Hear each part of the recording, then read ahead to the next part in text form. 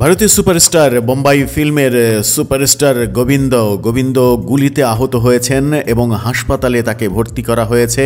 এমন খবরে উদ্বেগ তৈরি হয়েছে গোবিন্দ ভক্তদের মনে। কোটি কোটি ভক্তদের মনে এখন একটাই প্রশ্ন, সুস্থ আছেন তো হিরো?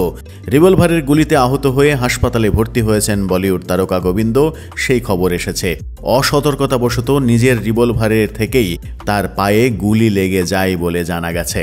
প্রচুর রক্তক্ষরণ হওয়ায় তাকে হাসপাতালে ক্রিটিক্যাল ইউনিটে ভর্তি করা হয়েছে।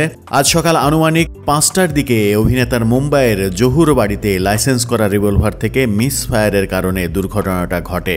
এনডিটিভি তেমন খবরই দিচ্ছে, অর্থাৎ কোনো অনাকাঙ্ক্ষিত ঘটনায় কিংবা কারো ছোড়া গুলিতে আহত হননি মুম্বাইয়ের এই সুপারস্টার।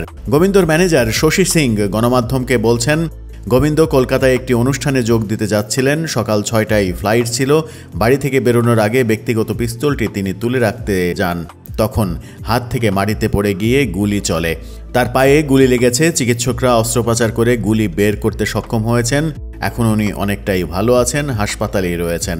এক অডিও বার্তায় গোবিন্দ নিজে জানিয়েছেন, বলেছেন তার ভক্ত, মা বাবা এবং গুরুজনের আশীর্বাদ তাকে বাঁচিয়েছে। 60 বছর বয়সী এই অভিনেতা নিজের কাছে লাইসেন্সপ্রাপ্ত রিভলভার রাখেন। কলকাতায় রওনা দেওয়ার আগে আলমারিতে রাখতে গিয়েই এই ঘটনাটা ঘটেছে বলে জানা গেছে।